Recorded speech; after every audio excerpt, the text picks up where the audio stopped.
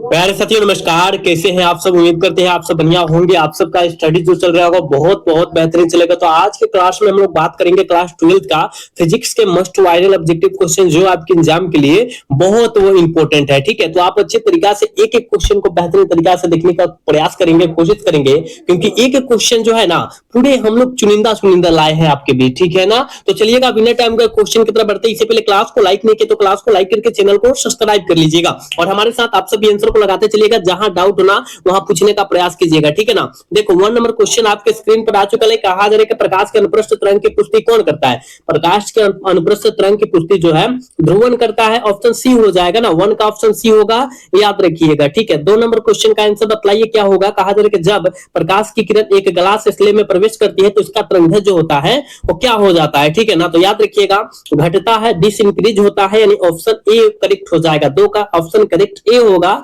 याद रखिएगा। चलोगे तो यहाँ 3 नंबर क्वेश्चन देखोगे।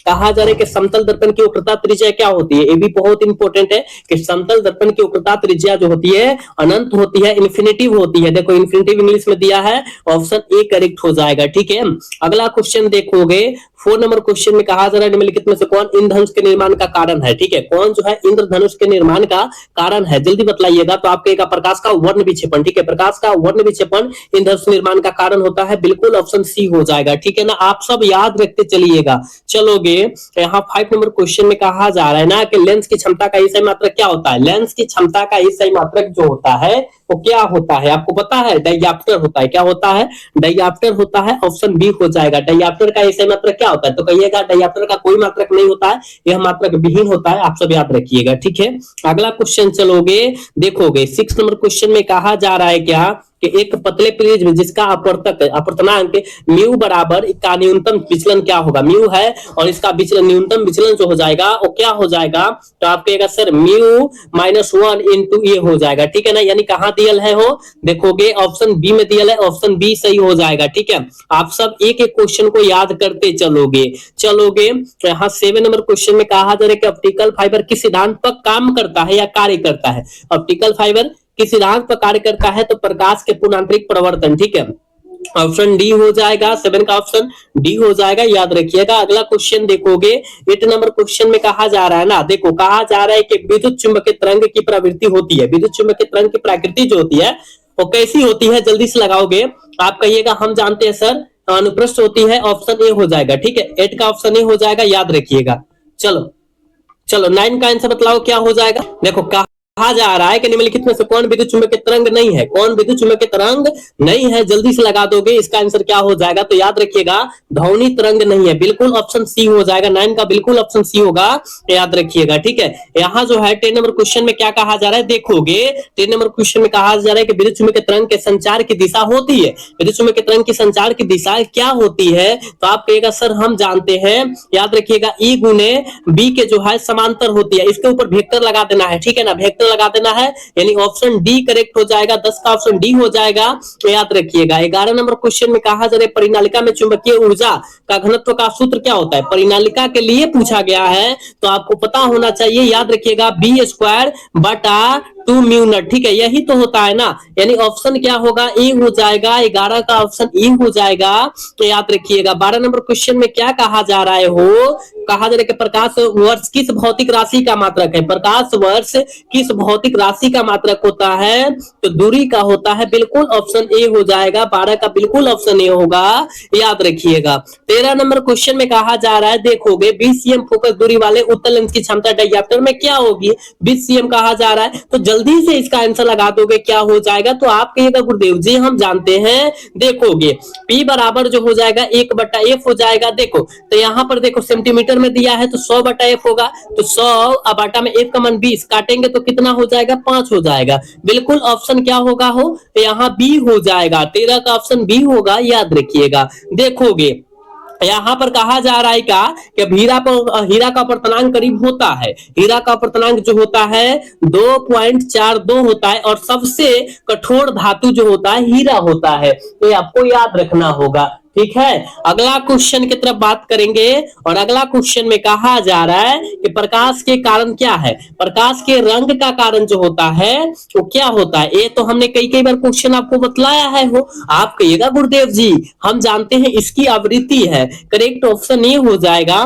तो याद रखना है 16 नंबर क्वेश्चन में कहा जा रहा है कि किस रंग का तरंग सबसे कम होता है। देखो सबसे कम की बात किया गया है तो याद रखिएगा बैगनी, सबसे अधिक की बात करता तब लाल मारेंगे, ठीक है। तो यानी इसका करेक्ट ऑप्शन 16 का ऑप्शन करेक्ट ए होगा, याद रखिएगा। अगला क्वेश्चन देखोगे तो देखो बाबू 17 नंबर क्वेश्चन में कहा गया है क्या, कहा जा रहा है कि वस्तु से बड़ा आभासी प्रतिबिंब बनता है। वस्तु से बड़ा आभासी प्रतिबिंब जो होता है किसके लिए बनता है, जल्दी से बतला दोगे तो अवतल दर्पण में बनता है। करेक्ट ऑप्शन ए हो जाएगा, बिल्कुल करेक्ट ऑप्शन 17 का जो हो जाएगा ए हो जाएगा, ठीक है।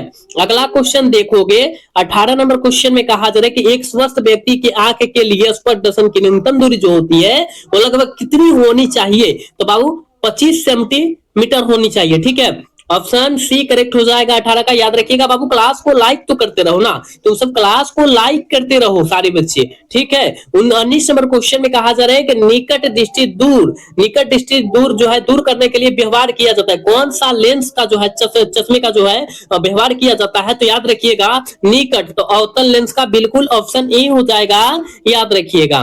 देखोगे कहा जा रहा है कि एक संयुक्त सूक्ष्मदर्शी के करेंगे अभिदृश्य लेंस से बना प्रतिबिंब जो होता है वो कैसा होता है, ठीक है।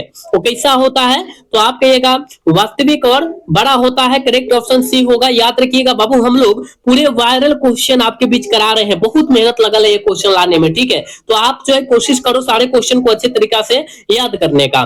देखो कहा जा रहा है कि एक सरल सूक्ष्मदर्शी से बना प्रतिबिंब होता है, एक सरल सूक्ष्मदर्शी से बड़ा प्रतिबिंब जो होता है, बना प्रतिबिंब जो होता है कैसा होता है। तो काल्पनिक और सीधा होता है। क्या होता है, काल्पनिक और सीधा, ऑप्शन करेक्ट ए होगा, ठीक है। चलोगे अगला क्वेश्चन देखोगे, अगला क्वेश्चन में कहा जा रहा है देखो खगोलीय दूरदर्शक में अंतिम प्रतिबिंब होता है। खगोलीय दूरदर्शक में जो होता है अंतिम प्रतिबिंब जो होता है काल्पनिक और क्या होता है, उल्टा होता है। ऑप्शन डी सही होगा, याद रखिएगा बाबू।